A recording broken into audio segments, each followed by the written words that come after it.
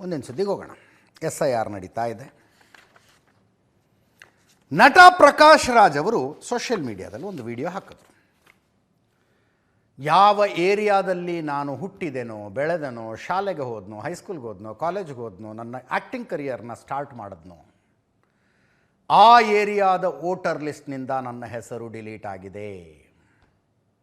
ಆ ಏರಿಯಾದ ವೋಟರ್ ಲಿಸ್ಟ್ನಿಂದ ನನ್ನ ಹೆಸರು ಡಿಲೀಟ್ ಆಗಿದೆ ಅಂತ ವಿಡಿಯೋ ಮಾಡಿ ಹಾಕಿದ್ದಾರೆ. ಮಾತಿಗೂ ಫ್ರೆಂಡ್ಸ್ ಅಂತಾರೆ. ಅದು ಯಾಕೆ ಅಂತ ನಿಮಗೂ ಗೊತ್ತು. ಒಂದು ಸಲ ವಿಡಿಯೋ ನೋಡಿ, ಆಮೇಲೆ ಮಾತಾಡೋಣ. Dear friends, Sathiyo, I want to share a joke with you. I am one of the 65 lakh voters whose vote right has been deleted from Bangalore constituency after SIR. Nice joke, no? I was born in this constituency. I lived in this constituency. I had my schooling, college, theatre. And for your kind information, I was an MP candidate of this constituency too.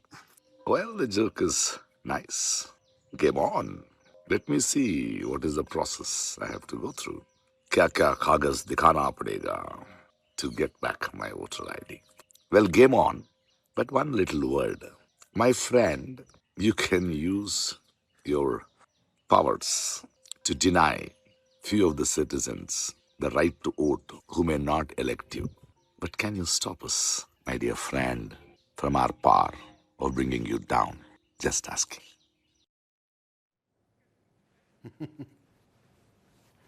ಅಂದರೆ ಇದು ಹೆಂಗಿದೆ ಅಂದರೆ, ನಾನು ಇವ್ರ ಪಕ್ಷಕ್ಕೆ vote ಹಾಕೋದಿಲ್ಲ ಅಂತ ಗೊತ್ತು, ಮೋದಿ ಪರ್ಸ್ನಲ್ಲಾಗಿ ನನ್ನ ಓಟನ್ನು ನನ್ನ ಲಿಸ್ಟಿಂದ ಡಿಲೀಟ್ ಮಾಡಿಸಿದ್ದಾರೆ ಅಂತ ಹೇಳ್ದಂಗಿದೆ ಇದು. ಕೆಲವೊಂದಕ್ಕೆ ಬೇರ್ ಮಿನಿಮಮ್ ಥಿಂಗ್ಸ್ ಅಂತ ಇರ್ತವೆ.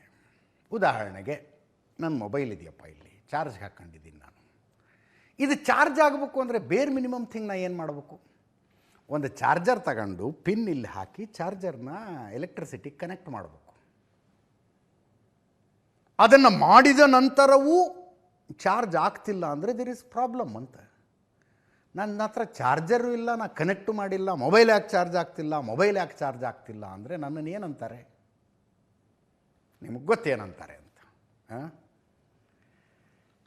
ವೋಟರ್ ಲಿಸ್ಟ್ನಲ್ಲಿ SIR ಸಂದರ್ಭದಲ್ಲಿ ಹೆಸರು ಬರಬೇಕು ಅಂದರೆ BLO ಹತ್ರ ಅಪ್ಲಿಕೇಶನ್ ತಗೊಂಡು ಅದನ್ನು ಫಿಲ್ ಮಾಡಿ ಸೈನ್ ಮಾಡಿ ಕೊಡ್ಬೇಕ್ರಿ. ಫಸ್ಟ್ ಆಫ್ ಆಲು 2002ರಲ್ಲಿ ಎಲ್ಲಿದ್ರಿ, ಎಲ್ಲಿ ಓಟ್ ಹಾಕಿದ್ರಿ ಅಂತ ಕೇಳ್ತಾರೆ. ಅದನ್ನು ಹೇಳಿ ಫಾರ್ಮ್ ಫಿಲ್ ಮಾಡಿ ಕೊಡ್ಬೇಕು ಅವ್ರಿಗೆ. ಆ ನಂತರವೂ ಹೆಸರು ಡಿಲೀಟ್ ಆಗಿದ್ದರೆ ಪ್ರಶ್ನೆ ಅದು, ಯಾಕೆ ಡಿಲೀಟ್ ಆಯ್ತಪ್ಪ ಅಂತ. ಡಿಲೀಟ್ ಆದರೆ ಡಿಲೀಟ್ ಆಗೋಯ್ತು ಅಂತಲ್ಲ, ಅದಕ್ಕೆ 100 ಮಾರ್ಗಗಳಿದ್ದಾವೆ ಹೆಸರನ್ನು ವಾಪಸ್ ಸೇರಿಸ್ಕೊಳ್ಳೋದಕ್ಕೆ. ಪ್ರಕಾಶ್ ರಾಜ್ ಅಟ್ಲೀಸ್ಟ್ ಫಾರ್ಮರು ಫಿಲ್ ಮಾಡಿ ಕೊಟ್ಟಿದ್ದಾರ ಅಂತ ಕೇಳಿದ್ವಿ ನಾವು. ನೋ, ಫಾರ್ಮೇ ಫಿಲ್ ಮಾಡಿ ಕೊಟ್ಟಿಲ್ಲ. ನನ್ನ ಹೆಸರು ಡಿಲೀಟ್ ಆಗಿದೆ. 65 ಲಕ್ಷದ ಪೈಕಿ ನಾನು ಒಬ್ಬ, ನನ್ನ ಹೆಸರು ಡಿಲೀಟ್ ಆಗಿಬಿಟ್ಟಿದೆ. ಫ್ರೆಂಡ್ಸ್ ಅಂತಂದರೆ ಬೇರೆ ಮಿನಿಮಮ್ ಥಿಂಗ್ ಇರುತ್ತಲ್ರಿ.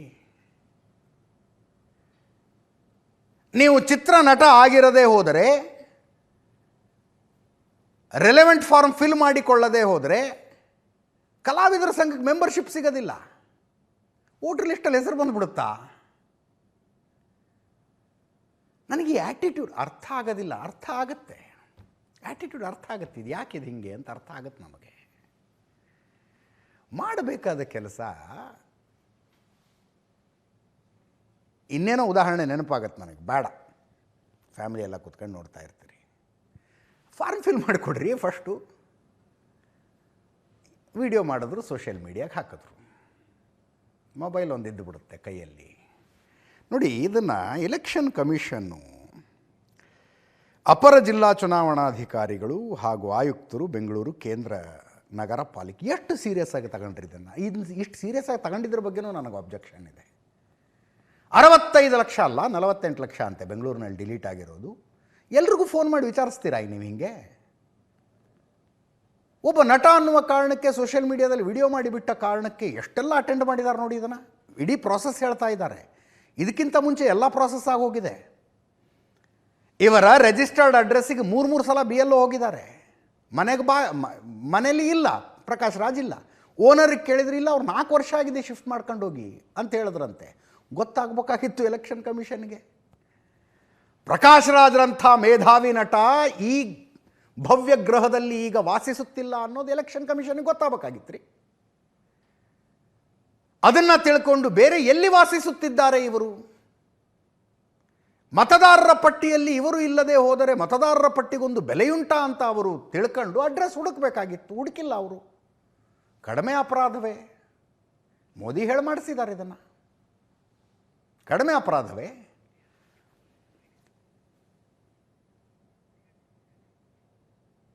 ನಾಲ್ಕು ಕಡೆ ವೋಟರ್ ಲಿಸ್ಟ್ನಲ್ಲಿ ಹೆಸರಿಟ್ಕೊಂಡು ಅದು ಕೇಸ್ ಆಗಿ ವಾರಂಟ್ ಆಗಿ ಬೇಲ್ ತಗೊಂಡಿದ್ದಾರೆ ರೀ ಮನುಷ್ಯ. ಬೇಲ್ ತಗೊಂಡಿದ್ದಾರೆ 4 ಕಡೆ ವೋಟರ್ ಲಿಸ್ಟಲ್ಲಿ ಹೆಸರಿಟ್ಕೊಂಡು. ನೋಡಿ, ಎಲೆಕ್ಷನ್ ಕಮಿಷನ್ನವರು BLOಗಳು ಮನೆಗೆ ಹೋಗಿದ್ದಾಗ, ಇವರ ಮನೆಗೆ ಹೋಗಿದ್ದಾಗಿನ ವಿಡಿಯೋ ರಿಲೀಸ್ ಮಾಡಿದ್ದಾರೆ ಈಗ. This is the video. ಅದು ಆಡಿಯೋನೂ ಇದೆ ನೋಡಿ, ಕೇಳಿಸ್ಕೊಳ್ಳಿ ಒಮ್ಮೆ. ನಾನು ಚಿನ್ನಪ್ಪ ಬಾಳಿಗಟ್ಟಿ ಅಂತ booth number BLO. Garden apartment ಅಲ್ಲಿ ಮೊದಲನೇ ಸಲ 2-3 ಸಲ ಚೆಕ್ ಮಾಡಿದಾಗ ಪ್ರಕಾಶ್ ರಾಜ್ ಸರ್ ಅವರು ಇಲ್ಲಿಂದ ಶಿಫ್ಟ್ ಆಗಿದ್ದಾರೆ ಅಂತ ಕೇಳಿ ಬಂದಿದ್ದ ಕಾರಣ ನಾನು ಇದನ್ನ ಮಾಡಿದ್ದೆ. ESPದಲ್ಲಿ ಹಾಜರಾಗಿ ಶಿಫ್ಟ್ ಮಾಡಿದ್ದೆ. ಇವಾಗ ಜಾಲತಾಣದಲ್ಲಿ ಅವರು ವಿಡಿಯೋ ಪೋಸ್ಟ್ ಮಾಡಿದ್ರಿಂದ ನಾನು ಮರುಪರಿಶೀಲನೆಗಾಗಿ ನಮ್ಮ ಸೂಪರ್ವೈಸರು ERO ಜೊತೆ ಬಂದು ಇವಾಗ ಮತ್ತೊಮ್ಮೆ ಕನ್ಫರ್ಮೇಶನ್ ಬಂದಿದ್ದೇವೆ. ಇವಾಗಲೂ ಕೂಡ ಅವರು ಓನರ್ ಜೊತೆ ಮಾತಾಡಿ ಎಲ್ಲ ಕನ್ಫರ್ಮೇಶನ್ 4 ವರ್ಷದಿಂದ ಅವರು ಇಲ್ಲಿಂದ ಹೋಗಿದ್ದಾರೆ ಅಂತ ತಿಳಿದು ಬಂದಿದೆ. ಮತ್ತು ನಮ್ಮ ಹತ್ರ ಇವರು ಮೇಡಮ್ ಇದ್ದಾರೆ, ಅವ್ರ ಜೊತೆ ಅವರು ಕೂಡ ಇದೆ ಅಂತ ಹೇಳಿದ್ರು. Madam he was left after he was here when the election was there. It's 4 years since he left and there are other people living here. It is given for rent. Prakash has left our building nearly 4 years back. Okay. Thank you. ಇವತ್ತು video Prakash Raj ಅವರ video social ಮೀಡಿಯಾಗೆ ಬಂದ ನಂತರ ಹೋಗಿ record ಮಾಡಿ ಹಾಕಿದ್ದಾರೆ ನೋಡಿ. ಎಲ್ರಿಗೂ ಹಿಂಗೆ ಮಾಡ್ತೀರಾ? I have strong objection about it. ನಮ್ಮ ಜವಾಬ್ದಾರಿ ನಾವು ನಿರ್ವಹಿಸಿದ್ದೀವಿ ತಾನೇ, ನಿರ್ವಹಿಸಬೇಕು ತಾನೇ. ನನಗೆ 18 ವರ್ಷ ತುಂಬಿದಾಗ ನಾನು ಹುಟ್ಟಿದ ಊರಿನ ವೋಟರ್ ಲಿಸ್ಟ್ನಲ್ಲಿ ನನ್ನ ಹೆಸರು ಸೇರಿಸ್ಕೊಂಡೆ. ನನಗದೇನೋ ಸೆಂಟಿಮೆಂಟ್ ಇತ್ತಪ್ಪ, ಯಾವ ಎಲೆಕ್ಷನ್ ಇದ್ದರೂ ನಾನು ಅಲ್ಲೇ ಹೋಗಿ ವೋಟ್ ಹಾಕ್ತೀನಿ ಅಂತ. ನಾನು ಶಿಫ್ಟೇ ಮಾಡಿಸ್ಕೊಳ್ಳಿಲ್ಲ ಇಲ್ಲಿಗೆ. ಗ್ರಾಮ ಪಂಚಾಯತ್, ತಾಲೂಕ್ ಪಂಚಾಯತ್, ಜಿಲ್ಲಾ ಪಂಚಾಯತ್, MLA, MP ಎಲೆಕ್ಷನ್ ನಾನು ವೋಟ್ ಹಾಕಿ ಬಂದು ಲೈವಿಗೆ ಕೂತ್ಕೊತೀನಿ. SIR ನಡೀತಾ ಇದೆ. ನಮ್ಮ ಮನೆಗೆ ಬಂದಿದ್ದರು BLOಗಳು, ನಾನು ಇರಲಿಲ್ಲ ಆವಾಗ. ನೆಕ್ಸ್ಟ್ ನಾನು ಊರಿಗೆ ಹೋಗಿ BLO ನಂಬರ್ ತಗೊಂಡು ಫೋನ್ ಮಾಡಿದೆ, ನನ್ನ ಅರ್ಜಿಯಲ್ಲಿದೆ ಕೊಡ್ರಿ ಅಂತ. ನೀವಿದ್ದಲ್ಲಿ ಬರ್ತೀನಿ ಅಂದ್ರೆ, ಇಲ್ಲ ಸರ್ ಪ್ರಾಸೆಸ್ ಪ್ರಕಾರ ನಾವು ಅಲ್ಲಿಗೆ ಬರಬೇಕು ಅಂಥೇಳಿ ಬಂದರು ನಮ್ಮ ಮನೆಗೆ. 2002ರಲ್ಲಿ ಎಲ್ಲಿ ಓಟು ಹಾಕಿದ್ರಿ? ನನ್ನ ಪಕ್ಕ ನೆನಪಿತ್ತು, ಈ ವಿಧಾನಸಭಾ ಕ್ಷೇತ್ರದ ಈ ಊರಿನ ಈ ಬೂತ್ನಲ್ಲೇ ಓಟ್ ಹಾಕಿದ್ದು ನಾನು ಅಂತ. ಅದನ್ನು ತೆಗೆದು ಕೊಟ್ಟರು, ಅರ್ಜಿ ಫಿಲ್ ಮಾಡಿಸ್ಕೊಂಡ್ರು, ಸೈನ್ ಹಾಕಿದೆ, ಕೊಟ್ಟೆ. ವೋಟರ್ ಲಿಸ್ಟ್ನಲ್ಲಿ ಉಳ್ಕೊಳ್ಳೋದಕ್ಕೆ ನಾನು ಮಾಡಬೇಕಾದ ಬೇರ್ ಮಿನಿಮಮ್ ಕೆಲಸ ರೀ ಅದು. ಬೇರ್ ಮಿನಿಮಮ್ ಕೆಲಸ ಮಾಡಬೇಕಲ್ಲ ನಾನು. ಅಷ್ಟು ಮಾಡೋಕ್ಕಾಗದೆ ವಿಡಿಯೋ ಮಾಡೋದು ಭಾಳ ಸುಲಭ, ಮಾಡಿಬಿಡ್ತೀನಿ ಅಂದರೆ. ಮತದಾರರ ಪಟ್ಟಿಯಲ್ಲಿ ಹೆಸರಿರುವಂಥದ್ದು ನಿಮಗಿರುವ ಅಧಿಕಾರ, ನಿಮಗಿರುವ ಹಕ್ಕು. ಆ ಹಕ್ಕು ಈಡೇರಬೇಕು ಅಂದರೆ ಕೆಲವು ಜವಾಬ್ದಾರಿಗಳಿರ್ತಾವಲ್ಲ ಸ್ವಾಮಿ. ರೈಟ್ಸ್ ಬಗ್ಗೆ ಮಾತಾಡೋರು ರೆಸ್ಪಾನ್ಸಿಬಿಲಿಟಿದು ಯೋಚನೆನೇ ಇಲ್ವಾ? ಕಿತನೆ ಕಾಗಜ್ ದಿಖಾಯಂಗೆ ಅಂದರೆ ಕಿತನೆ ಕಾಗಜ್ ದಿಖಾಯಂಗೆ. ಬೆಂಗಳೂರಿನಿಂದ ಹೈದರಾಬಾದಿಗೆ ಫ್ಲೈಟಲ್ಲಿ ಹೋಗ್ಬೇಕು ಅಂದರೆ ನಾನು ಯಾಕೆ ಕಾಗದ ತೋರಿಸ್ತೀನಿ ಅಂತೀರಾ? ಅವಶ್ಯಕತೆ ಇರುತ್ತೆ ರೀ, ಆಧಾರ್ ಕಾರ್ಡ್ ತೋರಿಸಲ್ವಾ ಅಲ್ಲಿ? ಕಿತನೆ ಕಾಗಜ್ ದಿಖಾಯಂಗೆ. ಇಷ್ಟುದ್ದ ಪ್ರೆಸ್ ಮೀಟ್ ಬೇರೆ ರಿಲೀಸ್ ಮಾಡಿದ್ದಾರೆ.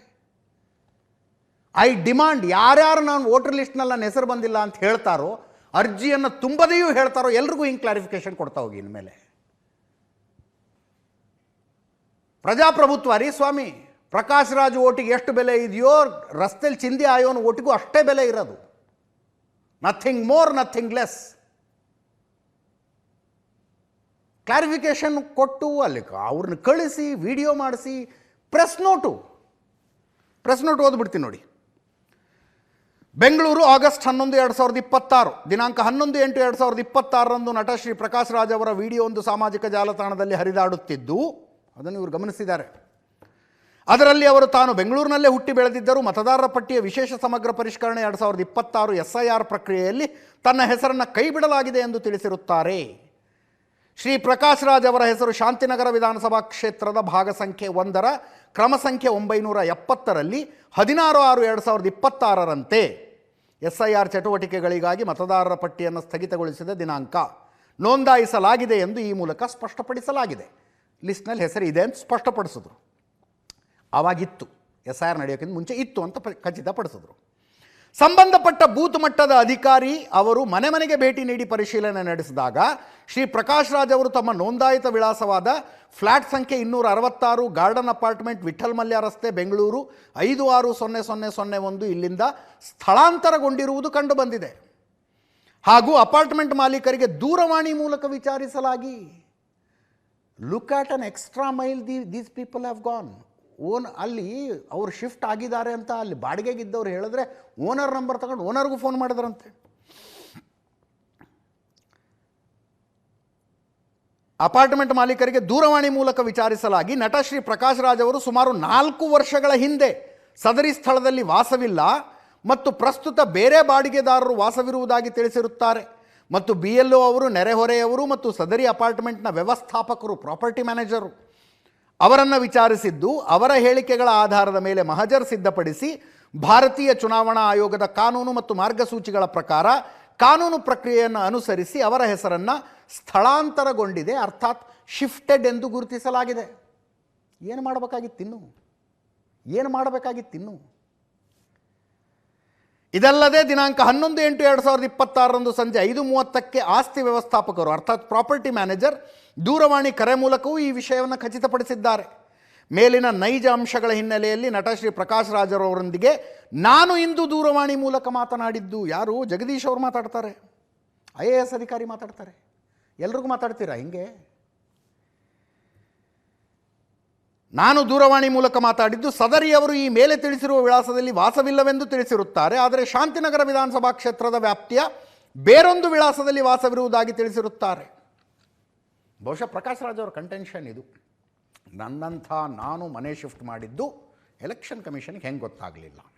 ಗೊತ್ತಾಗಬೇಕಾಗಿತ್ತದು. ಅದಕ್ಕೆ ಪ್ರಸ್ತುತ ವಾಸವಿರುವ ವಿಳಾಸದಲ್ಲಿನ BLO ಅವರ ಮೂಲಕ ನಮೂನೆ 6 ನೀಡಬಹುದಾಗಿದೆ ಮತ್ತು ಮಾನ್ಯ ಚುನಾವಣಾ ಆಯೋಗದ ಮಾರ್ಗಸೂಚಿ ಅನುಸಾರ ಕ್ರಮ ವಹಿಸಲಾಗುವುದು ಎಂದು ಅವರಿಗೆ ತಿಳಿಸಲಾಗಿದೆ. ಈಗ ಫಾರ್ಮ್ ನಂಬರ್ 6 ಫಿಲ್ ಮಾಡಿ ಕೊಟ್ಟರೆ ವೋಟರ್ ಲಿಸ್ಟಲ್ಲಿ ಹೆಸರು ಬರುತ್ತೆ. ಕಾರಣ ನಟ ಶ್ರೀ ಪ್ರಕಾಶ್ ರಾಜ್ ಅವರು ಮಾಡಿರೋ ಆರೋಪಗಳು ಸಂಪೂರ್ಣ ಸತ್ಯಕ್ಕೆ ದೂರವಾಗಿದೆ ಎಂದು ಈ ಮೂಲಕ ತಿಳಿಸಲಾಗಿದೆ. ಸಾರ್ವಜನಿಕರ ಮಾಹಿತಿಗಾಗಿ ಮೇಲಿನ ನೈಜ ಅಂಶಗಳನ್ನು ಮುದ್ರಣ ಮತ್ತು ವಿದ್ಯುನ್ಮಾನ ಮಾಧ್ಯಮಗಳಲ್ಲಿ ಪ್ರಕಟಿಸಲು ಕೋರಲಾಗಿದೆ. ತಮ್ಮ ಕೋರಿಕೆಯನ್ನು ಶಿರಸಾವಹಿಸಿ ಪಾಲಿಸಿದ್ದೇವೆ ಸುವರ್ಣ ನ್ಯೂಸ್ನವರು ಸ್ವಾಮಿ, ಶಿರಸಾವಹಿಸಿ ಪಾಲಿಸಿದ್ದೇವೆ. ಇದಷ್ಟನ್ನು ಯಾಕೆ ಹೇಳಿದೆ ಅಂದರೆ, ಈ ದೇಶದಲ್ಲಿ ಸಂವಿಧಾನ ಅಂತ ಮಾತಾಡ್ತಾನೆ ಆ ಸಂವಿಧಾನಾತ್ಮಕ ಸಂಸ್ಥೆಗಳು ಮತ್ತು ಸಂವಿಧಾನಾತ್ಮಕ ಪ್ರಕ್ರಿಯೆಗಳನ್ನು ಹಳಿ ತಪ್ಪಿಸೋ ಕೆಲಸ ಹೆಂಗಾಗುತ್ತೆ ಅನ್ನೋದನ್ನು ನಿಮಗೆ ತಿಳಿಸಬೇಕಾಗಿತ್ತು ಅನ್ನೋ ಕಾರಣಕ್ಕೆ ಹೇಳಿದೆ ಇದನ್ನು. ಅದರ್ವೈಸ್ ಈ ಸ್ಟೋರಿ ಇಷ್ಟೊಂದು ಸಮಯ ಡಿಸರ್ವ್ ಮಾಡೋದಿಲ್ಲ. ವ್ಯವಸ್ಥಿತವಾದ ಪ್ರಯತ್ನಗಳು ನಡೀತವೆ. ಸಂವಿಧಾನಾತ್ಮಕ ಪ್ರಕ್ರಿಯೆ. ನಾನು ಅರ್ಜಿ ಸಲ್ಲಿಸಿದ್ದೀನಿ, ಆದರೂ ನನ್ನ ಹೆಸರು ಬಂದಿಲ್ಲ ಅಂತ ಹೇಳಿಬಿಟ್ಟಿದ್ರೆ ಸ್ಟೋರಿನೇ ಬೇರೆ.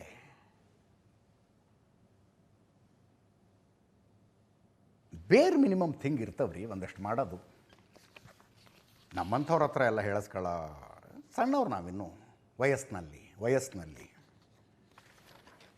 ಈ ಪರಿಸ್ಥಿತಿ ಬರಬಾರ್ದಾಗಿತ್ತು. ದುರಂತ ಇದು.